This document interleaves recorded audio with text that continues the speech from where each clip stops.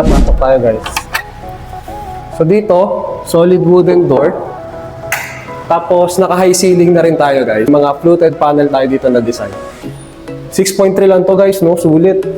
Ang ganda. Ayun, no? Ang ganda ng hagdan.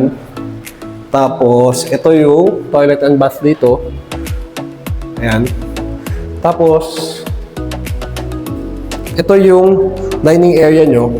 Kitchen. Hindi pa kasi tapos guys, pinipinish pa. Pero lalagyan to ng cabinet dito. So ito guys,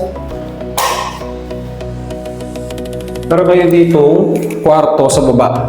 So okay din siya kung may senior kayo, pwede dito or bisita. So, tas dalawang kwarto sa taas. Tapos dito guys, meron kayong, ito naka-screen door pa nga to. Tapos, meron kayo ditong service area para pag gusto nyo maglaba, pwede dito. So may faucet na rin dito, tapos may electrical na socket na rin dito. Guys, ito yung second floor ng property. So check muna natin ito. So ito guys, ito yung unang bedroom dito sa taas. So malaki siya guys, kasya yung double size na bed dito. So may bintana rin, no? Para hindi siya kulong. So taas ng ceiling.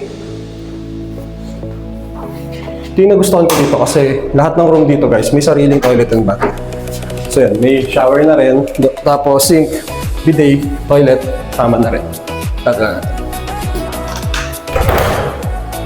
Tapos ang ganda ng tiles na ginamit dito. Tara check natin yung master's bedroom. Dito guys, sa master's bedroom, yan, toilet and bath to, nakalak lang. Pero may CR dito. So ganito siya kalawak. Tapos guys, yung maganda dito, may sarili kayong balcony. Ito siya.